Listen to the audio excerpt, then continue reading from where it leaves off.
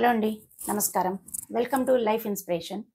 ఈరోజు మనం ఎంతో ఇన్స్పిరేషనల్ టాపిక్ మినీ బాల్కనీ స్పేస్లో మంచి గార్డెనింగ్ ఎలా చేయాలి అనే విషయాల గురించి ఈరోజు తెలుసుకోబోతున్నాము. మనతో పాటు పద్మ గారు ఉన్నారు. నమస్కారం అండి. నమస్కారం.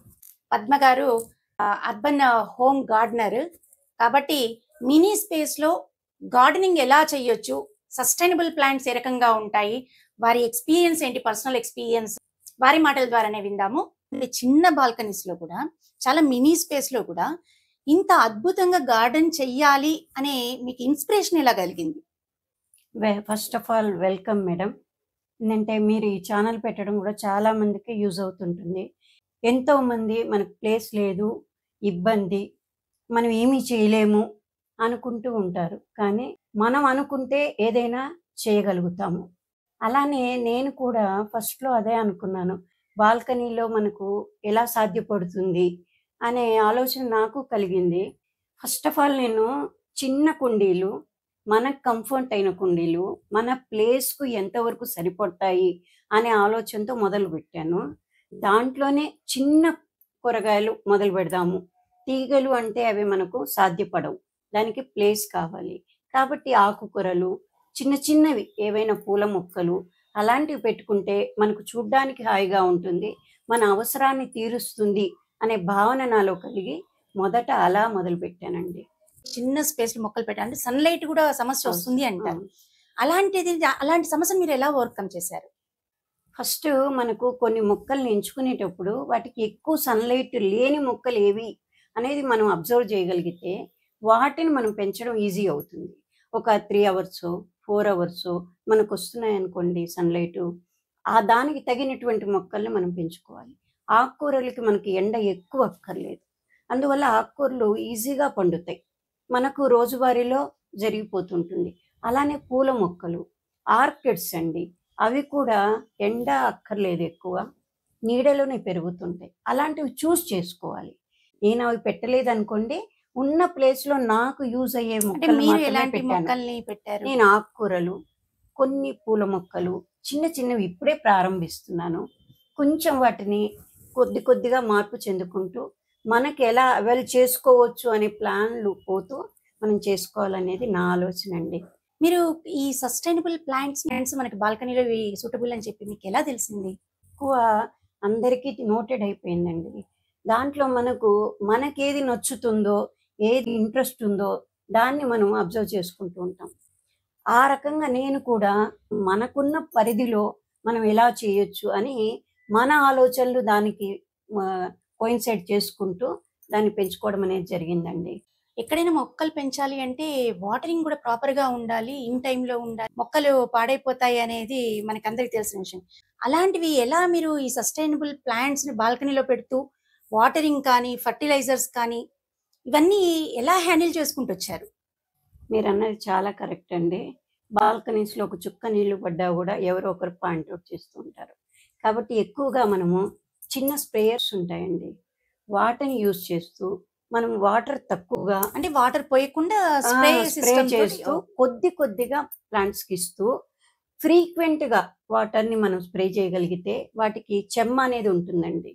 దానివల్ల చెట్టు పాడవదు, వాటర్ దొరుకుతుంది, ప్లస్ ఎక్కువగా మనం ఫ్లో చేయాల్సిన అవసరం ఉండదు. అలా ప్రయత్నం చేస్తున్నాను నేను. ఇంకా ఫర్టిలైజర్ అంటారా, మనకు స్థలం ఉండదు కాబట్టి దాన్ని ముందే మనం పాట్లో వేసుకునే ముందే అన్నీ మనం కలుపుకొని రెడీమేడ్గా ప్లాంట్ చేసుకోవచ్చు. అంటే ఈ రోజుల్లో ప్రతి ఒక్కరం కూడా ఒక్క మొక్క పెట్టినా ఆక్సిజన్ కానీ, మనకు పచ్చదనం కానీ, రిక్రియేషన్ కానీ దొరుకుతుంటుందండి. అందుకని దీన్ని అవేర్నెస్ ఇవ్వాలి అని మీ ఛానల్ లాంటి వాళ్ళు కూడా ఇలాంటివి ప్రోత్సహిస్తున్నారు కాబట్టి నా వంతు నేను అలా చేస్తూ అది మీకు చెప్పడం జరిగింది. కానీ అది పెద్ద తోట అనుకోవద్దు, కానీ ఇది చూస్తే ఇంకెవరన్నా ఒక మొక్క పెట్టినా కూడా మనకు ఈ పొల్యూషన్ అనేది రెడ్యూస్ అవుతుందని నా అభిప్రాయం అండి. చూద్దురు, ఇది కొండజాతి మొక్క అండి, అడవి జాతివి. వీటికి వాటర్ కూడా అక్కర్లేదు, నెలలో ఒక్క చుక్క నీళ్లు పోస్తే అలానే ఉంటుంది ప్లాంట్. ఇలాంటివి మనం ఇండోర్ ప్లాంట్స్గా కూడా పెట్టుకోవచ్చు. అందుకని ఇది కూడా నేను ఇలా కార్నర్లో పెట్టాను. అది ఫస్ట్ మొక్క అండి.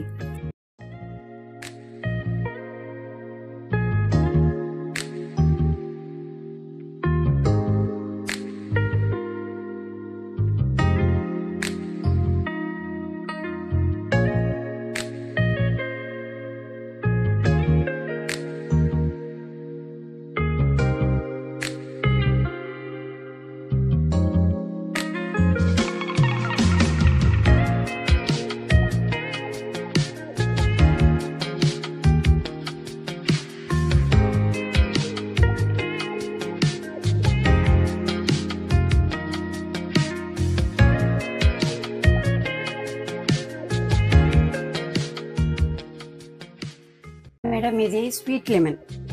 ఇది మనకు రెగ్యులర్గా సి విటమిన్ కదండి, అందుకని ఇగో ఇలా కాయలు వస్తుంటాయి. ఇవి మనము ఇలా కోసుకొని రెడీమేడ్గా ఇలానే తినేయొచ్చు. మనం డైరెక్ట్ గా తినేసేవేనండి? ఈ కాయ డైరెక్ట్గా తినొచ్చండి. ఇది మనకు సి విటమిన్ అందుతుంది, ప్లస్ ఆల్వేస్ కాస్తూనే ఉంటుంది. ఇది ఒక టైంలో సీజన్ అని ఏముండదు, ఆల్వేస్ ఇయర్ మొత్తం మనకు కాపు వస్తూనే ఉంటుంది. అందుకని ఈ మొక్క చాలా మంచిది కాబట్టి నేను దీన్ని ప్రిఫర్ చేశాను బాల్కనీలో.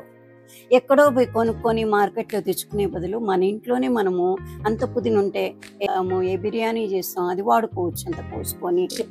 ఇవి వంగ మొక్క అండి. ఈ వంగ మొక్క మనకు డైలీ ఒక్క మొక్క ఒక దాంట్లో పాట్లో పెడితే పెద్దగా అవుతుంది. మనకు హాయిగా ఇంటికి సరిపడే వంకాయలు మనమే పండించుకోవచ్చు. అందుకని వీటిని నేను నారు వేశానండి. నారు వేసుకుంటే అవే ఇంత బలంగా పెరిగాయి. అందుకని వీటికి మనం ఏం పెద్ద పోషకాలు ఇవ్వక్కర్లేదండి. మనము వర్మీ కంపోస్ట్ అని కొంచెం మనం ఇంట్లో కిచెన్లో వచ్చే వేస్ట్ అంతా మనం ఒక కుండీలో పెట్టుకొని దాంట్లో మట్టి వేసేసామంటే అది కంపోస్ట్గా మారుతుంది. చాలా అద్భుతంగా చెట్లను పెంచుతుంది అది. అందుకని ఏదో కొనుక్కు రావాలి ఏమో చేయాలనేది ఏమీ లేదు. వీటికి ఏదైనా చీడపీడ వచ్చిందనుకోండి, ఇంగువ అంత నీళ్లలో కలిపి స్ప్రే చేసినా అసలు మొత్తం బాగా అయిపోతాయి చెట్లు. అందుకని ఈ వంగనారుని నేను అలా ఒక్కొక్క పాట్లో విడిగా చేసి. ఇది మేడం వాము చెట్టు. ఇది చాలా మంది ఇళ్లలో ఉంటుంది, కానీ ఇది ఎంత యూజ్ అంటే మనకు డైజెస్టివ్ సిస్టానికి కానీ కడుపులో చిన్న పిల్లలకు కానీ ఈ జ్యూస్ కూడా పోస్తే చాలా మంచిదండి ప్రతి చోట. పైగా చెట్లకు కూడా ఇది మంచిది. దీని ఆకులు తెంచి మిక్సీలో వేసి జ్యూస్ చేసి వాటర్ మిక్స్ చేసి చెట్లకు స్ప్రే చేస్తే చెట్లు అద్భుతంగా ఉంటాయండి. అన్ని ఉపయోగాలు ఉన్నాయి ఈ వాము చెట్టుకు. ఈ చామంతి మొక్కలండి, మొక్కలకు కూడా వాటికి ఏదన్నా సరిగ్గా అందకపోతే పోతుంటాయి. ఇది శంకు చెట్టు అండి. మనకు పూజకు శంకు పుష్పం అనేది చాలా ఫేమస్. ఇప్పుడిప్పుడే అది పెరుగుతోంది. ఇది బ్లూ కలర్ మొక్క అండి. ఇది చెంచలాకండి. ఇది పురాతనం మనకు విలేజెస్లో, కానీ మనకు తక్కువ తెలుసు. కానీ మనం కూడా తెలుసుకోవాలి, పూర్వీకులు మనకి ఏం వాడారు, ఏమేమి ఆకులు ఉన్నాయి, ఏమేమి వాడవచ్చు అనేది తెలుసుకోవడానికి నేను ఊరికే ఇది వేసి పెంచుతున్నానండి. స్పిరిచువల్ అంటే లొకేషన్ ఉంటే దానివల్ల మనం చాలా హ్యాపీగా ఫీల్ అవుతాం, మన స్ట్రెస్లన్నీ పోతాయి. అందుకని మనకున్న ప్లేస్లోనే మనం ఇలా అవైల్ చేసుకుంటే మనకు హ్యాపీనెస్ వస్తుంది. కొనుక్కుంటే వచ్చేది కాదు కదండి హ్యాపీనెస్. సో ఇక్కడ కృష్ణుడిని చిన్నగా అలా అందంగా డెకరేట్ చేసుకున్నానండి. అది చూస్తున్నప్పుడు ఇంకా ఏదో చెయ్యాలి అనే కోరిక మనలో కలుగుతూ ఉంటుంది. అందుకని అది పెట్టాను. ఇది మరువం అండి. మనం పూలు తెచ్చుకుంటాం, వాటిల్లో కలిపి కట్టుకోవడానికి ఇది మరువం మొక్క. ఇది వాసన బాగుంటుంది కాబట్టి. ఇది జాజి మొక్క అండి. ఈ జాజి మొక్క మనకు పూలు బాగా అన్నీ పూస్తాయి, ఒక మనిషికి వచ్చేస్తాయి, అలా ఉంటుంది. ప్రూనింగ్ చేస్తున్నాను కాబట్టి, ఇంతకుముందు పెద్దగానే ఉండింది, ఇప్పుడు చిన్నది కట్ చేస్తున్నాను. ఇవి మిరప. మన ఇంట్లో మిరప మనకే కాస్తుందండి. కనకాంబరం మొక్క మనకు హెవీ వెయిట్ లేకుండా సింపుల్గా తేలిగ్గా ఉండేట్టు ఇది తయారు చేసుకున్నానండి. దీంట్లో ఇంకేం లేదు, కోకోపిట్ ఉంటుంది, కాస్త వేపపిండి ఉంటుంది, అది వేరు బాగా ఉంచేట్టు చేస్తుంది. ఇలా బాటిల్స్లో కూడా నేను మెంతి ఆకు వేస్తున్నానండి. మొన్న కోసాను, ఈరోజు మళ్ళీ వేస్తున్నాను. ఇది అలోవెరా. ప్రతి ఇంట మొదట అలోవెరా ఉండడం మంచిది. ఇప్పటి రోజుల్లో ఇంకా బాగా యూజ్ అవుతోంది, అది ప్రతి ఇంట్లో ఉందండి. ఇది ఏమో టొమాటో మొక్క అండి. టొమాటాలు 2 మొక్కలున్నా ఒక 10 టొమాటాలు గ్యారెంటీ వచ్చేస్తాయండి మనకు. నేను మెంతి కూర వేస్తున్నాను. ఇది చిన్న మొక్కలు వచ్చినాయి చూడండి. ఇలాంటివి మన ఇంట్లో ఎన్నో పడేసేవి కూడా ఉంటాయి. వాటర్లో మనం ఇలా నాటుకుంటే మనకు ఒక రోజు పప్పులోకి వచ్చేస్తుంటుంది. ఇది 5-6 సార్లు పాలకూర కోసానండి, అయినా మళ్ళీ వస్తూనే ఉంది. ఒక 4 మనుషులకు పప్పు వచ్చేసిందండి అలా వేసే. ఇది 2 రోజుల క్రితం వేసింది, ఇప్పుడే మొక్క వస్తోంది. మెంతి కూర ఇది రెడీ అవుతోందండి. ఇది గింజ ఇలా ఇప్పుడు వస్తోంది. ఇది బంతి నారును వేసుకొని బంతి మొక్క పెట్టుకున్నట్టయితే దాని మీదకి మనకు చిన్న చిన్న కీటకాలు వచ్చి వాలినప్పుడు చెట్లకన్నిటికీ మంచి సేఫ్ ఉంటుందండి. అందుకని ఆ మొక్కలు వేసుకోవాల్సి ఉంటుంది. ఇక ఇక్కడ చూడండి, చిన్న చిన్నవి మనకుండే గ్లాసుల్లోనే మనం మనీ ప్లాంట్ని వేరు వచ్చేటట్టు చేసుకోవచ్చు.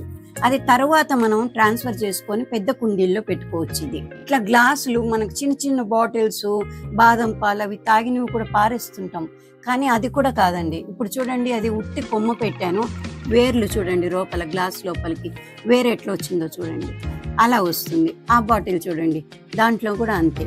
అలా ఇలా బాటిల్స్ ఉంటాయి చూడండి, వాటర్ బాటిల్స్ కానీ కూల్ డ్రింక్ బాటిల్స్.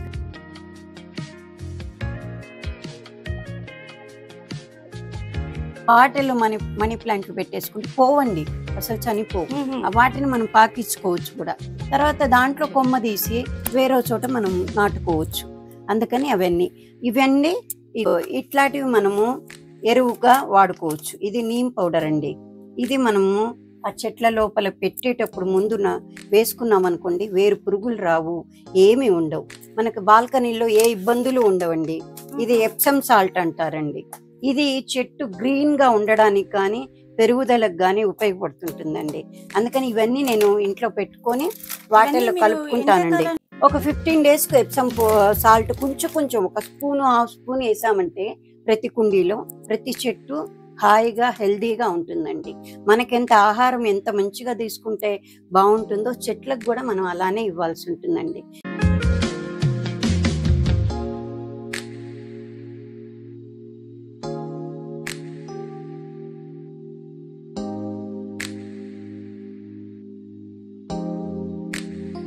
మీరు ఇది మొక్కలు పెంచడం స్టార్ట్ చేసిన తర్వాత ఇప్పటి వరకు ఏదైనా మీరు డిస్కరేజ్ అయిన సందర్భాలు ఏమన్నా ఉన్నాయా? లేవు మేడం. ఉంటే బెనిఫిట్స్ కానీ బాధపడ్డ సంఘటనలు ఎక్కడా లేవు.